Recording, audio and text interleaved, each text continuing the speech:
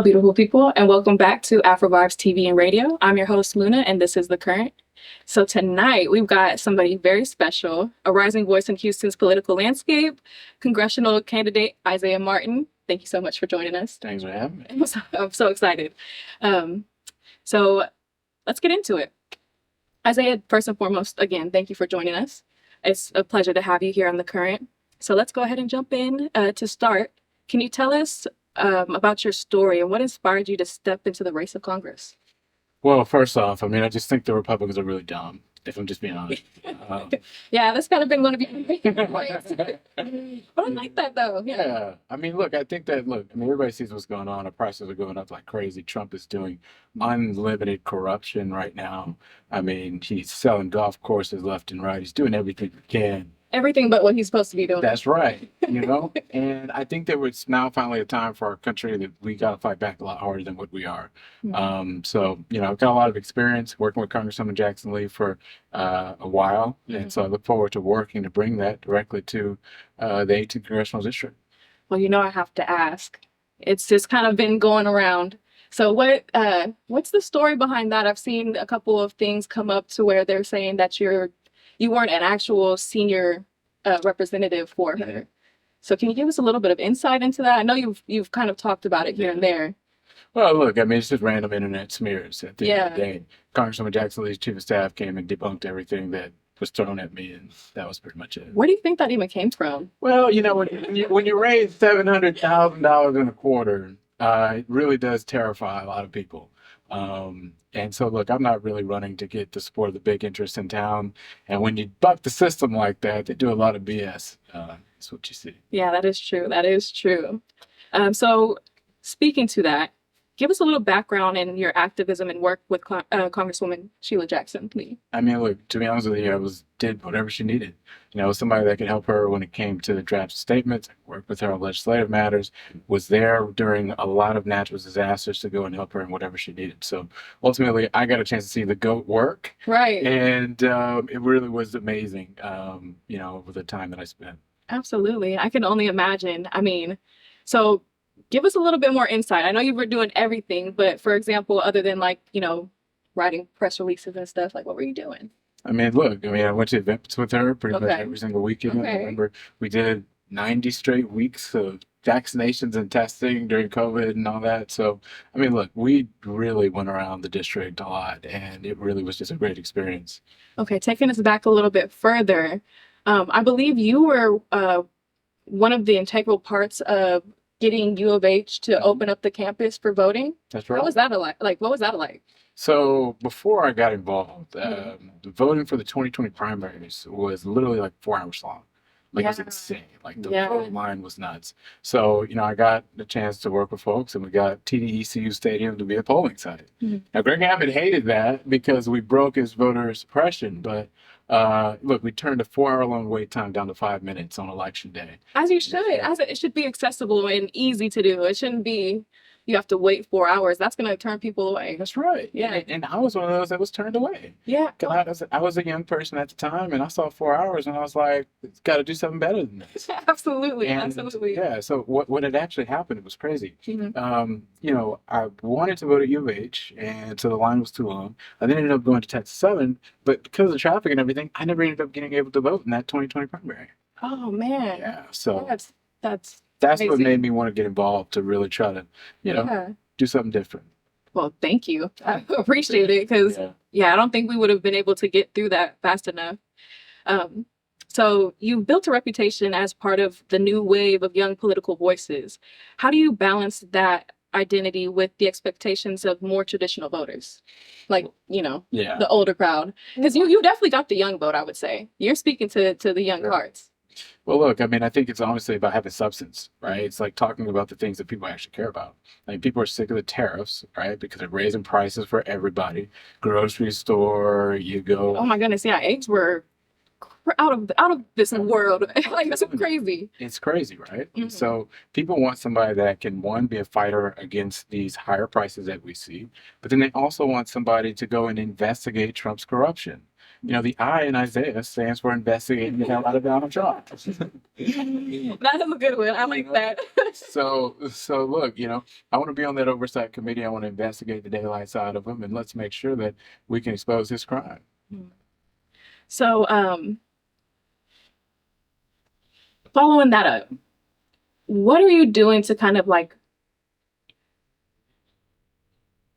bridge that gap and build more credibility other than just, you know, kind of other than just the investigating stuff? What are you doing to really build that credibility with the older voters? Well, I go to a lot of events. I go to more football games, high school football games, more senior centers than everybody else in the race. And when I go, I talk about, like I said, substance. Yes, it's about going after Donald Trump. Yes, it's about lowering prices. There's also about saying, look, we have an Ike Dike that we talked about 20 years ago that hasn't been able to get finished. I want to assemble the Army Corps of Engineers my first week in office to make sure we can get a report on that, because we really need real substantive flood mitigation in the city. There's a lot of infrastructure projects, for example, that we haven't been able to get done. We have so many nonprofits because Greg Abbott delayed the election as long as we did. You know, we have so many that haven't been able to get their community grant funding requests. So because I stayed around Congresswoman Jackson for so long, I have such a in-depth understanding of how we can immediately get the office working on day one. Well, we're excited for that. We need that. It's about time. It's about time. So, you've often spoken about authentic leadership. What does that mean to you in practical terms? I think just speaking your mind, I think is a really big piece of that. You know, True. I think that a lot of times what turns people off from politics is folks that feel are in an ivory tower that speaking language that is not like theirs. And so, look, I think Donald Trump is an idiot that's trying to destroy America. I really do think so. And I think if he had it his way, we wouldn't have elections anymore. So that's why I think that we have to use this moment to be strong, to go after him, to investigate him, to expose him, and then also make sure that our own blue states are using their tools to fight back. Right. And in what ways, I mean, other than just calling him stupid, because we all know, you know, he may not be the brightest bulb in the bunch. How are you going to fight against him? Case in point, I'll give you a good example. Mhm.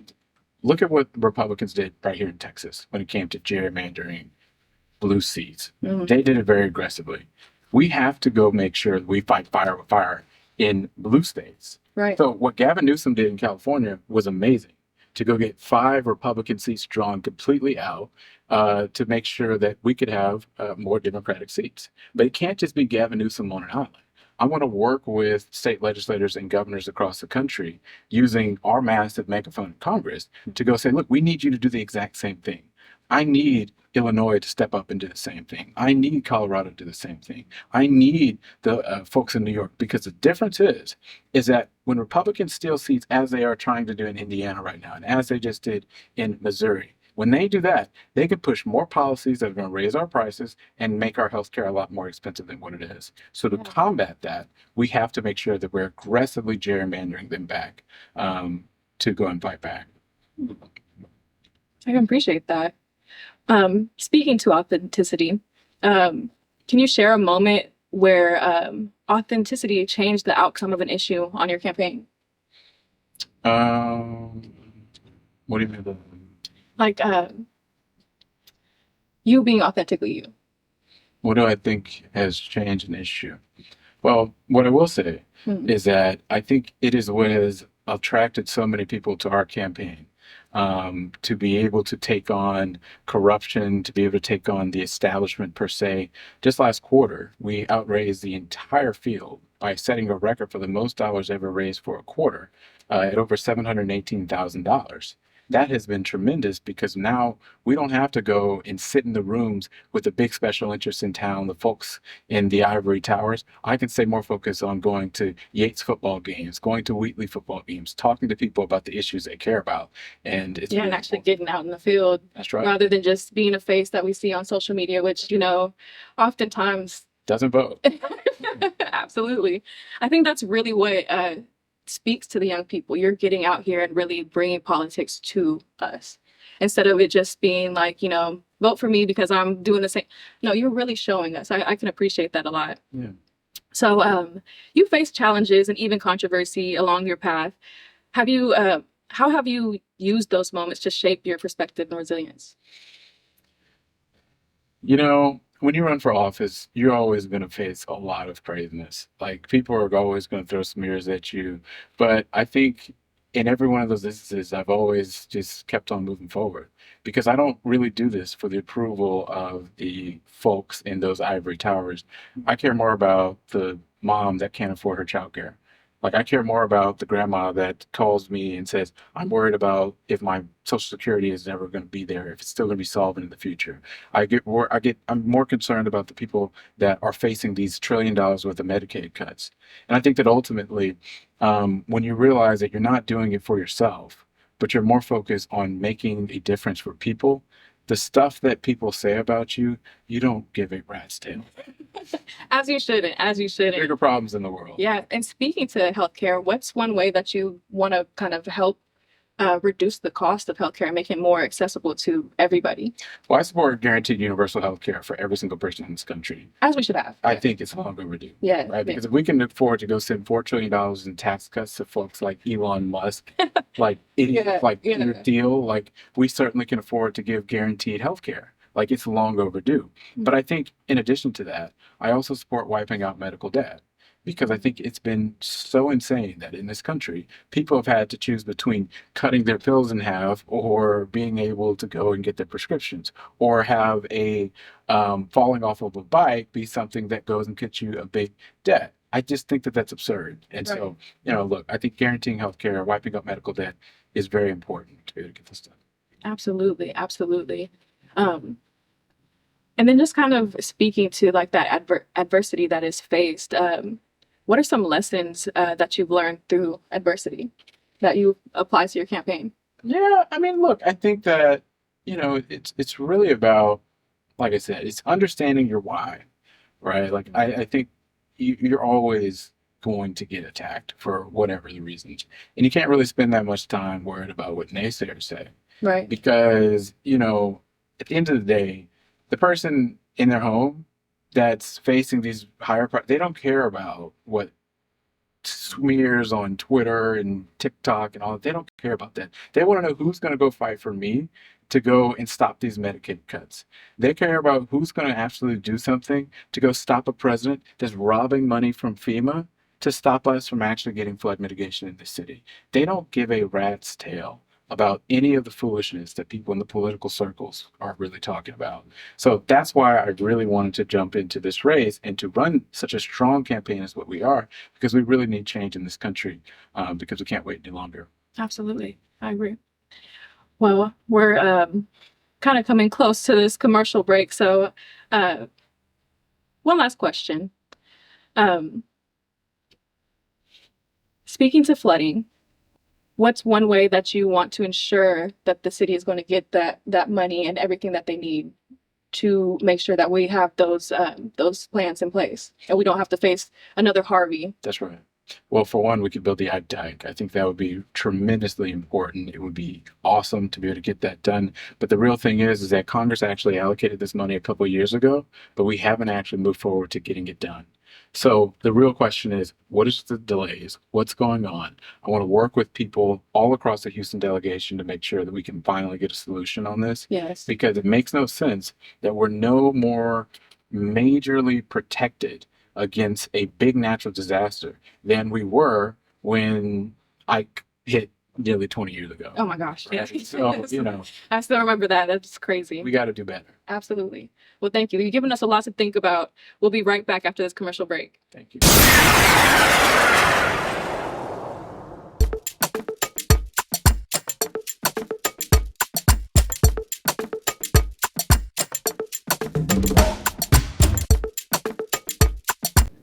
And we're back. So let's just jump right back in. Yep. Your platform mentions things such as affordable childcare and raising the minimum wage. How do you plan to advance those priorities if elected? Well, for one, I mean, I don't think that stupid Donald Trump is actually going to do a lot of things. I think, for one, our focus needs to be on flipping the House of Representatives back to Democratic control. I'll be spending a lot of effort to make sure that that can happen. But in addition to that, in 2028, when we win a Democratic presidency, I really want to put in the forefront getting rid of the filibuster. I think it's long overdue. I think if we can get a Democratic trifecta, we've got to be able to go and deliver for people and actually get our agenda passed. So it's going to take some change and some reforms, but I feel pretty good that we can get it done. For sure. How would these initiatives affect Houston's working family specifically? Well, for most people, they're facing effectively childcare that costs the cost of rent per kid per month. True. And it makes no sense. So for them, this would save them a lot of money because they wouldn't have to pay this anymore. It's more dollars for them to put their kid in Little League, to go on a vacation, to go on a cruise, to go pay off a bill that, has been there for a while. It's the ability to be able to go and free up more of their own money. It would make a big difference. Absolutely. Do you feel, though, if we raise minimum wage, would that also potentially raise the cost of living? We're already kind of seeing that with the influx of people moving to Houston. Do you think that might affect that in a negative way? No, because I know that other states have done it, and it has not been something that has been consistent with that. Look, I think that raising the minimum wage is going to be a good step because it's been like literally 20 years almost. Oh, yeah. It's been Well, long overdue. So look, I think that not only should it be raised, if it should be tied with the cost of living and inflation. So as inflation goes up, I think the minimum wage goes up. I see. You committed to rejecting special interest, interest money. How will that stance impact your ability to collaborate in Washington? Well, I've outraised all the special interests in our race, so we're doing just fine without them. But look, I believe in getting rid of all outside money. It makes no sense to me in Canada that they can effectively have an entire race for prime minister, and the winning party is capped at $30 million. So Right. all the members of parliament, all the prime minister candidates, all these people are running for literally just $30 million cap.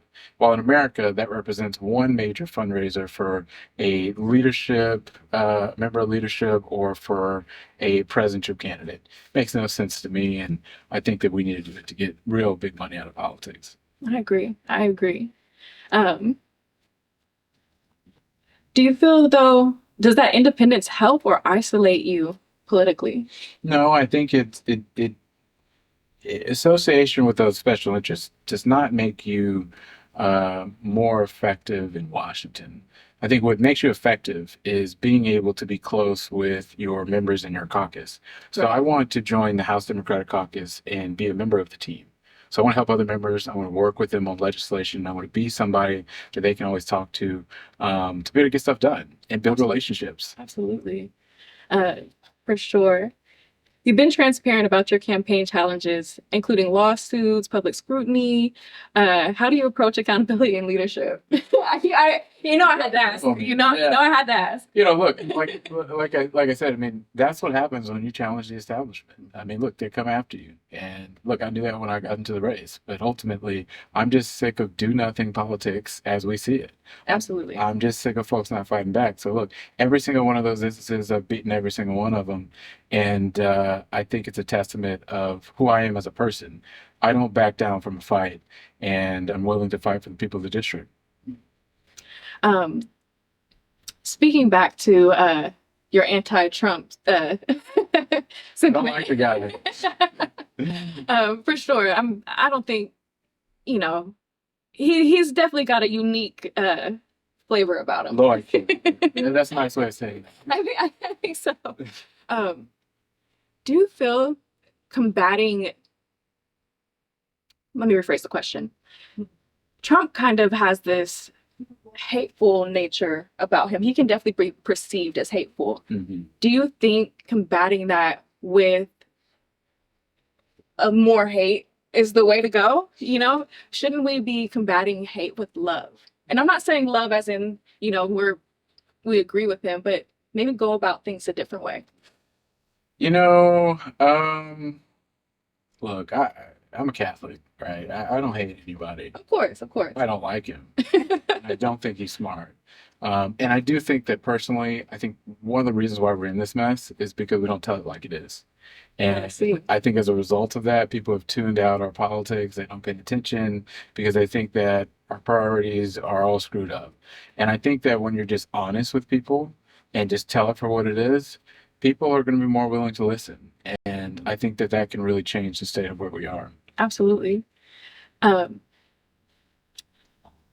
how do you plan to rebuild or maintain public trust through transparency? One of the things I do is near nightly TikTok town halls. And I know I do enjoy watching those. I go, okay, well, that's good. Well, look, I go and I answer any question that people have, and they can always ask me whatever they want. There's no scriptedness behind it. And I think that that level of accountability is something that is not really seen in our politics. Yeah. I think most of the time you see politicians that want to be in scripted situations. They know the questions, they know the answers, they know all that stuff.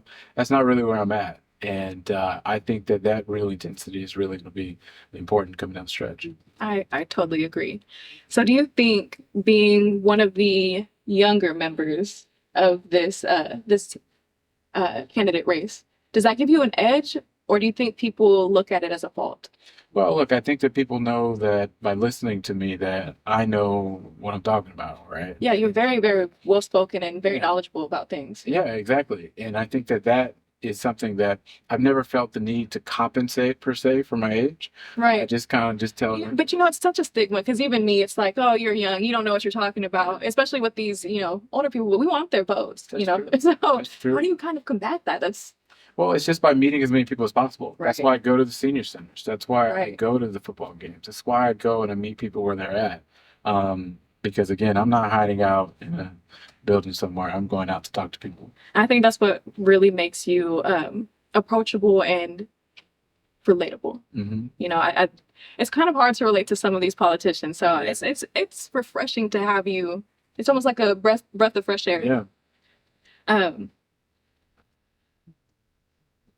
so going forward, redistricting and representation have been major themes in this election.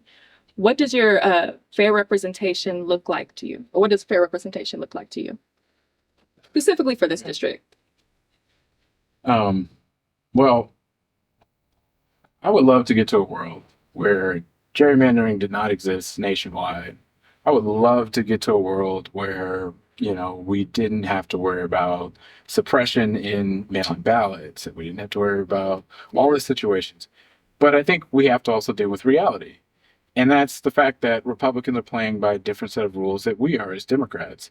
And the only real way that you're actually going to go past real reform, like the John Lewis Voting Rights Act, which is going to ban gerrymandering, do all of these things, you have to go and beat Republicans back.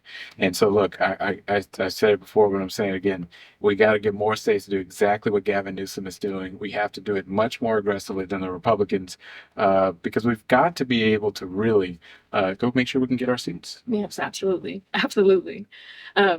So how do you plan to ensure Houston's minority voices remain central in policy decisions? Well, for one, it's by going out and talking to people, right? Right. So I don't want to just win the election and then just say, all right, I'll see y'all in 2 years. Yeah, and just sit back, kick feet up. Absolutely. You can't do that, right? I get a bunch of crazy emails, and everything else. I can't have that. And so, Right. look, I look forward to continuing doing exactly what we're doing, going to the football games. I look forward to continuing going to bazaars. You will see me out in the neighborhood. You will see me going out every single day to go and communicate with the people. And I'm going to keep our TikTok town halls as well. So people always know that they can go and find their congressman and they can talk to him. That's beautiful. I'm so excited. So what's one piece of legislation you'd prioritize in your first 100 days if elected? Well, I will certainly sign on immediately to release the Epstein files. I think it really needs to be done. I think what's currently happening right now, the Republicans blocking things as we see, I don't think that we should be surrendering to power like that. So I will sign on to that personally. I know that Adelita Grijalva, who just won her special election in Arizona, is slated to be number 218, but I got a feeling the Republicans are probably going to take one of their people off. So if that's the case, I'm going to let them know right now. I will sign on to release those files so people can absolutely see what's happening. Okay. You feel like that's integral to, the voters? Do you think that's integral to what's going on in District 18 at this moment? Well, look, I think that when you're talking about immediate priorities, right? Right. The immediate legislation, I will certainly sign on to that, right? Mm-hmm. But I think what will be really important is about the community grant funding requests that have been stalled because we don't have a member of Congress.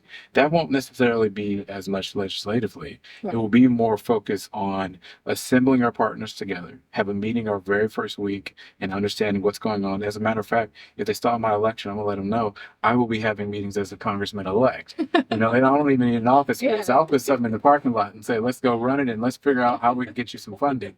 But I look forward. Appreciate that resilience. I'm telling you, I look forward to doing that immediately so we can start talking about, look, we're talking about, when I say community grant funding, we're talking about mobile clinics that have been affected by this. We're talking about after school programs for kids that stop them from getting onto the streets and more focused on helping them with sports and stuff like that. I'm talking about funding for Housing First to help homeless people get off of the streets and directly into housing. That's immediately what I'm talking about. Right. So if we can assemble our partners, I can immediately figure out what grants need to be addressed. So the second I get sworn in, I can start working on that casework. Excellent. How do you plan to ensure balance between these big issues and the more local issues? Because we want both. We want both. Well, look, I think that, it is a national position, but I think that you can use the national position to help locally. Right. And I saw it so much with Congresswoman Jackson Lee.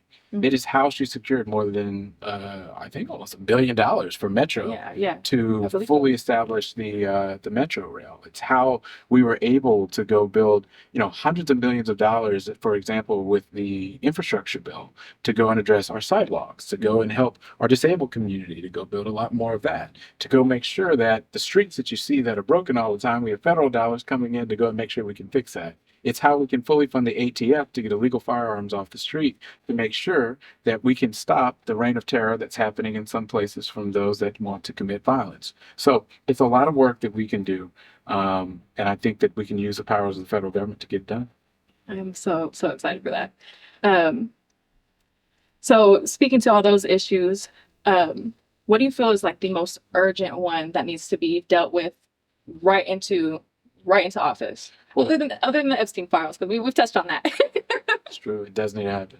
But look, I think that, the most effective thing is prices. It's going way too much. And the tariffs are a direct reason as a result of that. So look, I think if we can beat the heck out of enough Republicans in 2026 and they realize that association with Trump and these tariffs is only going to make them lose more, they might be very happy to go sign on to go take his tariff power away. I've heard a lot of Republicans are kind of jumping ship. They're not really excited with some of the things that That's right. he's doing. He's definitely not following through with some of the promises that he's made to them. We have to get rid of the tariffs so we can stop people from paying higher prices at the grocery store, to stop people from paying higher prices with their businesses.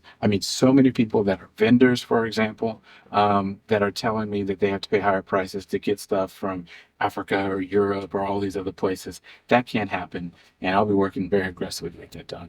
Well, thank you so much, Mr. Martin, for your time. It's been an honor and privilege once again. I'm a big fan, so I appreciate it. it's been awesome. Thank you so much for your time, and we look forward to seeing y'all next time. Thank you. Bye.